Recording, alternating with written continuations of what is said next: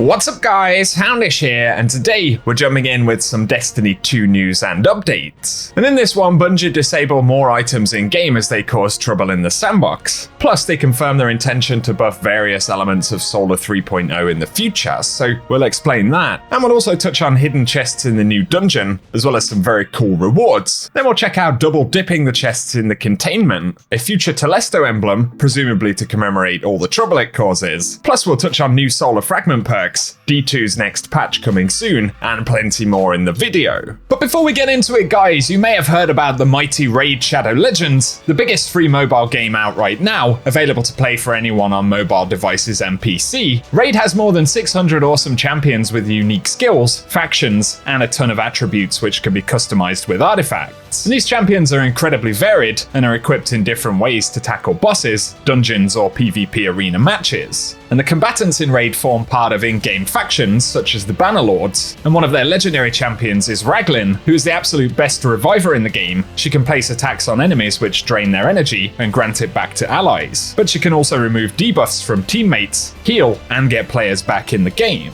And then we have Sacred Order champions like Cardiel, a more offensive champion who can buff teammates' crit rate and damage significantly, but also block enemy debuffs and place Protective Revive on death for teammates, which increases your survivability in arena battles. And one of my favourite things about Raid is that loads of these epic champions can be earned in-game at the portal. Then by visiting the tavern, we can do upgrades with a ton of different combat mechanics. But Raid is also packed with special events, and this month you can get a new free champion called Deliana if you log in and play Raid for 7 days between now and July 20th. So if you want a huge head start, when you follow the link in the description below, new players get a starter pack which includes free champions Misericord, Tiger Soul, and Romero, plus 10 each of Magic XP brews, Force brews, and Spirit brew to get started, and these will appear in your in-game inbox for the next 30 days. But finally, once you've downloaded and launched the game, use code MyDeliana to get your hands on 50 XP brews so you can max out your new Deliana champion. It's a super awesome free gift, so to get the download, hit the link below, and thanks to Raid Shadow Legends for sponsoring the video.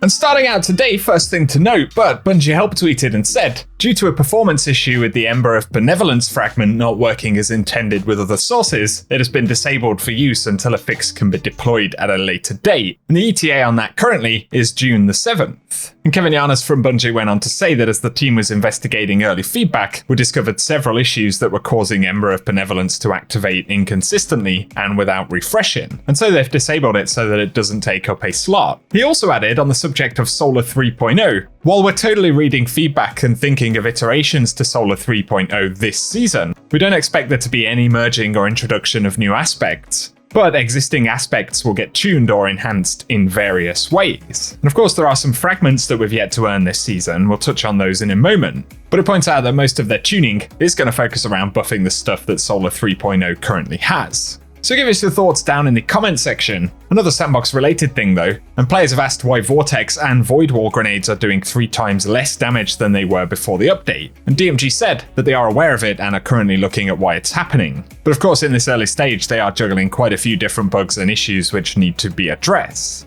Next though, some additional new things, and Bungie Help said, due to an issue, we've disabled the Piercing Sidearm artifact mod. And I believe players had figured out that you could shoot through Ward of Dawn with this particular mod, which would certainly be a bit of a troll inside of the Crucible, and so for the moment we aren't able to use that one. Next though, let's touch on the new dungeon, and some things to be aware of initially. Bungie Help said, the following is a list of known issues that players may encounter in the dungeon, and initially having the SFX volume set to 0 in game can result in the dungeon crashing, but also some enemies in the Duality dungeon can occasionally spawn behind walls. And finally, players that ring the bell in the dungeon repeatedly and quickly can get themselves into a broken state where the bell will be inoperable. So bear those in mind, but for the dungeon, we had quite a bit of fun with it on the first run. Something else important to point out is that this dungeon is completely farmable, so you can rerun the dungeon on the same character or farm checkpoints and get loot drops inside of the brand new dungeon, which is absolutely huge. And mechanics-wise, there's some pretty cool ideas, especially swapping in and out of Nightmare realms and the return of the Leviathan Standards mechanic. Arguably, it's a better revisit of an older theme in the game than the core content this season. And there's a good level of challenge in the dungeon as well, a bit more chaotic at first, but definitely fun and learnable. The weapon rewards in the dungeon are very, very cool. And I do have a full loot guide for the dungeon, which I'll link below if you want to check it out. There are a couple of secret chests as well, so the first one is hidden after the Nightmare Goal Run boss fight.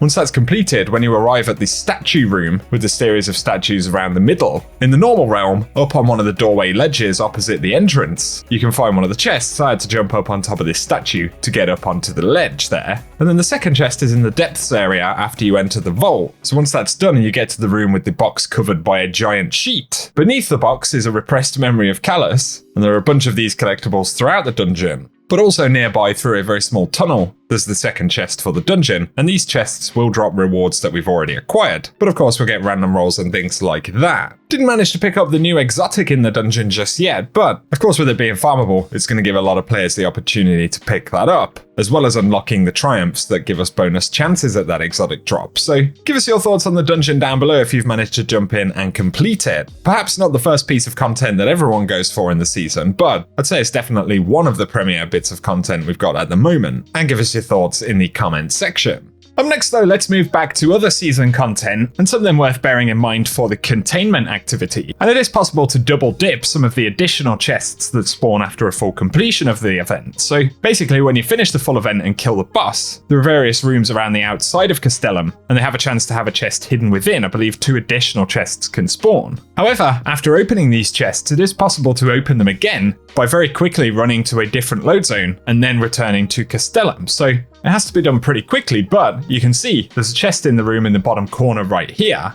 And by heading through the hallway that heads to the royal pools, I hit that load zone, turn around, and I'm just about able to grab the chest for a second time. So that's a total of 3 chests opened. Of course, if you're very quick and lucky with the spawns, you could get up to 4. So if you're running it, maybe something to bear in mind, as it is possible to occasionally get opulent keys and things like that drops from those chests as well. Next thing I wanted to mention right here, but Bungie added some interesting new ornaments for silver purchase this season. They are pretty expensive, but they interact with specific exotics. So for hunters right now, there is the Cloak of Bacchus up for sale. It costs 600 silver, but it interacts with the exotic. And visually you can see right there, it kind of connects with it, adding some new geometry to the armor piece. And the cloak has a matching theme to the exotic as well. So if that sounds interesting, definitely check in on your different characters in the Eververse store. For Titans, there is also the Mark of the Falling Star that pairs up with the Cuirass of the Fallen Star. And Warlocks get the Bond of Battle Harmony, which compare with the Mantle of Battle Harmony. So I thought that was worth pointing out in case you hadn't spotted them.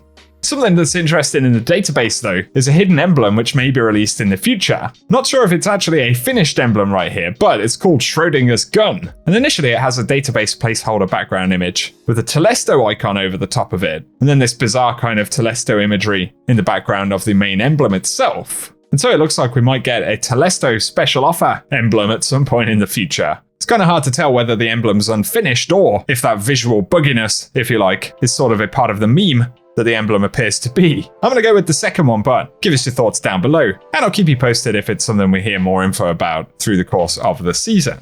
Final thing I wanted to mention right here, but you may have heard the other day Bungie announced that they'll be releasing 4 more Solar 3.0 fragments when the community hits 20 million completions of the Nightmare Containment event. They'll keep us posted on our progress with that, but they did confirm the names of the fragments, and so we can take a look in the database and see that Ember of Empyrean allows solar weapon or ability final blows to extend the duration of restoration and radiant effects applied to us. Ember of Char allows solar ignitions to spread scorch to affected targets. And then we have Ember of Ashes, where you apply more scorch stacks to targets. And finally, Ember of Wonder, where rapidly defeating multiple targets with solar ignitions generates an orb of power. And so a couple of those sound decent.